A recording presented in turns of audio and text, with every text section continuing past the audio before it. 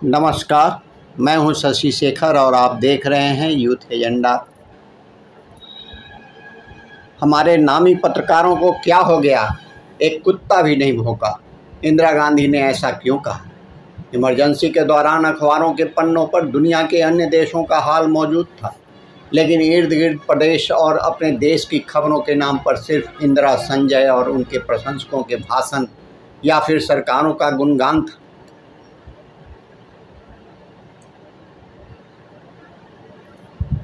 कहीं अखबारों के दफ्तरों की बिजली काटी गई तो कहीं बीच में ही अखबारों का छपना रोका गया। सुबह वितरण सेंटरों से अखबारों के तमाम बंडल कब्जे में ले लिए गए। जो अखबार पाठकों के हाथों में पहुंचे उनमें कुछ के संपादकीय कॉलम ब्लैक थे तो कुछ काले बॉर्डर के जरिए अपनी आज़ादी छीने जाने का शोक गीत सुना रहे थे। 26 जून 1975 की सुबह अन्य दिनों जैसी ही थी, लेकिन फिर भी कुछ बदला हुआ नजर आ रहा था। इस तब्दीली को समझने में आगे कुछ वक्त लगना था, पर सड़कों के सन्नाटे के बीच पुलिस की भारी तैनाती और गश्त लोगों को समझबूझकर घर से निकलने के लिए सचेत कर रही थी। विपक्ष के साथ प्रेस निशाने पर बीती रात विपक्षी नेताओं कार्यकर्ताओं पर भारी पड़ी थी। अब प्रेस की बारी थी। वह प्रिंट मीडिया का दौर था और गुजरे कुछ महीनों के भीतर विपक्ष के आंदोलनों और उसके नेताओं को अखबारों में मिलने वाली कवरेज से सरकार काफ़ी खफा थी। असलियत में इन आंदोलनों की आंच तेज करने के लिए सरकार अखबारों की बड़ी भूमिका मानती थी। अब उन्हें ढर्रे पर लाने की पूरी तैयारी थी। 25-26 की रात से ही इस दिशा में काम शुरू हो गया। आगे उनकी नकेल पूरी तौर पर कस दी गई। पत्रिकाओं में किसी खबर या अन्य सामग्री के प्रकाशन के लिए भी प्री सेंसरशिप के नियम लागू किए गए। तमाम महत्वपूर्ण प्रकाशन संस्थानों में सेंसर अधिकारी बिठा दिए गए। अब ये उन्हें तय करना था कि क्या छपना और क्या रद्दी की टोकरी में जाना है। राजनीतिक खबरों और आंदोलनों की बात तो दूर, ऐसी कोई भी खबर जो अभाव, अन्याय, महंगाई, अपराधों में बढ़ोतरी या प्रशासन, पुलिस अथवा सरकार की नाकामी का परोक्ष संकेत देती हो, उन्हें छापने की इजाज़त नहीं थी।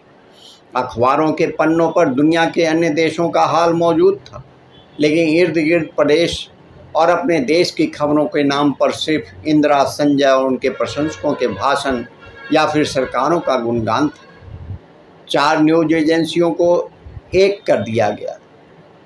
प्रतिबद्ध न्यायपालिका के बाद प्रतिबद्ध प्रेस की दिशा में सरकार आगे बढ़ रही थी। न्यायपालिका की तुलना में प्रेस को दंडवत कराना सरकार के लिए काफ़ी आसान साबित हुआ। थोड़े से पत्रकारों और प्रकाशनों के विरोध के स्वरों को गिरफ्तारियों या फिर सत्ता के संसाधनों के जरिए कुचल दिया गया। 2 बड़ी समाचार एजेंसियों पीटीआई और यूएनआई के साथ हिंदुस्तान समाचार और समाचार भारती का विलय करके एक एजेंसी समाचार गठित कर दी गई। इसके बोर्ड पर सरकारी नियंत्रण रहा। अधिकांश अखबारों की खबरों का मुख्य स्रोत यही एजेंसियां थी। अब सरकारी नियंत्रण की एक ही न्यूज एजेंसी सत्ता के अनुकूल खबरें परोस रही थी। ऑल इंडिया रेडियो और उस समय सीमित पहुंच के दूरदर्शन ने सरकार और उसकी नेता इंदिरा गांधी के साथ ही संजय गांधी का गुणगान और तेज कर दिया था। खुशवंत सिंह को भी बचाने के लिए लगानी पड़ी थी गुहार। सत्ता विरोधी पत्रकारों की सरकार पर कोप दृष्टि तो स्वाभाविक थी, लेकिन इमरजेंसी समर्थक और गांधी परिवार के बहुत खास माने जाने वाले सरदार खुशवंत सिंह को भी बचाने के लिए इंदिरा गांधी से गुहार लगानी पड़ी थी। दिलचस्प है कि सरकार की नाराजगी जिस लेख के कारण पैदा हुई वह उनके संपादन वाली पत्रिका इलस्ट्रेटेड वीकली ऑफ इंडिया में नहीं, अपितु टाइम्स समूह की अन्य पत्रिका में छपा था। खुशवंत सिंह ने अपनी आत्मकथा में इसका जिक्र किया है। इमरजेंसी ने सत्ताधारी लोगों में कितना अहंकार पैदा कर दिया था, इसका उदाहरण मेरे दिल्ली से लौटने के कुछ दिन बाद सामने आया। राष्ट्रपति फखरुद्दीन अली अहमद के सम्मान में गवर्नर अली यावर जंग ने राजभवन में दोपहर भोज का आयोजन किया था। राष्ट्रपति ने इमरजेंसी के बारे में कई आलोचनापरक लेख पढ़ा था। उन्होंने यह मानकर कि द इलस्ट्रेटेड वीकली में छपा है, मुझसे दिलग्गी के लहजे में पूछा, क्या इरादा है तुम्हारा? क्या तुम्हें इमरजेंसी के बारे में नहीं बताया गया? मैंने अपनी अनभिज्ञता प्रकट की। मेरी समझ में नहीं आया कि आखिर वे क्या कह रहे हैं। महाराष्ट्र के मुख्यमंत्री एस.वी. चौहान, जो राष्ट्रपति के बगल में बैठे थे, उनकी भी यही स्थिति थी। फिर भी बिना तथ्यों की जांच के उन्होंने द इलस्ट्रेटेड वीकली के विरुद्ध कार्रवाई का आदेश दे दिया। मैं जब दफ्तर लौटा तो मुझे एक आदेश पकड़ा दिया गया, जिसके अनुसार प्रकाशन से काफ़ी पहले हर चित्र और लेख को सेंसर करके भेजना जरूरी था। मैंने श्रीमती इंदिरा गांधी को फ़ोन मिलाया। उनके प्रेस सलाहकार शारदा प्रसाद से बात हुई। श्रीमती गांधी उसी समय मास्को जाने वाली थी। शारदा प्रसाद ने वह नाराज करने वाला लेख ढूंढ लिया था। वह फेमिना में छपा था। राष्ट्रपति ने स्वीकार किया कि उन्होंने विवेकहीनता का परिचय दिया था। कुछ ने अंधेरों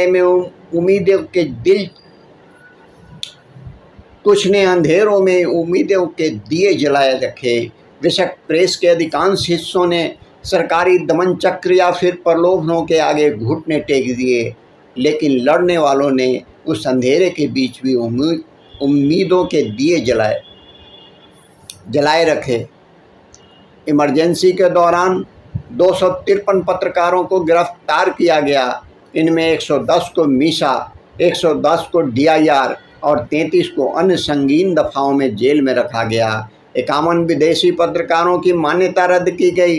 29 का भारत में प्रवेश प्रतिबंधित किया गया और 7 को देश से बाहर निकाल दिया गया, जिसमें BBC के मार्क टली भी शामिल थे।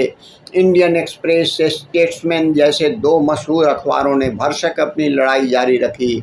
कुछ छोटे अखबारों और पत्रिकाओं ने आज़ादी से समझौते की जगह अपना प्रकाशन बंद करके विरोध व्यक्त किया। कार्टून की चर्चित पत्रिका संकर्ष वीकली भी इसी कतार में थी। केशव शंकर पिल्लई की व्यंग कला और उसके मारक कार्टूनों के पंडित नेहरू भी प्रशंसक थे और उन्होंने शंकर से किसी मौके पर कहा था, शंकर मुझे भी न छोड़ना। नेहरू की बेटी के राज में शंकर के लिए रियायत मुमकिन नहीं थी। अगस्त 1975 में पत्रिका का प्रकाशन बंद करते हुए लिखा, केवल वही लोग विनोदी भावना को विकसित कर सकते हैं जो सभ्य व्यवहार वाले हों और जिनमें सहनशीलता भी हो। तानाशाही हास्य व्यंग सहन नहीं कर सकती, क्योंकि लोग तानाशाह पर हंस सकते हैं और वे इसे सहन नहीं कर सकते। आपसे झुकने को कहा, आप रेंगने लगे। प्रेस सेंसरशिप का विरोध करने के लिए मशहूर पत्रकार कुलदीप नैयर ने 28 जून को पत्रकारों से दिल्ली के प्रेस क्लब में इकट्ठा होने को कहा। नैयर के अनुसार इस अपील पर 103 पत्रकार वहां पहुंचे। प्रस्ताव पर 27 पत्रकार दस्तखत की हिम्मत जुटा सके। बाद में सूचना प्रसारण मंत्री विद्याचरण शुक्ल ने उन्हें फ़ोन करके बुलाया, धमकाते हुए कहा, बहुत से लोग कह चुके हैं कि आपको गिरफ्तार कर लेना चाहिए। कुछ देर बाद फिर दोहराया, आपको गिरफ्तार किया जा सकता है। कुछ दिनों बाद नैयर गिरफ्तार किए गए और कई महीने जेल में बिताए।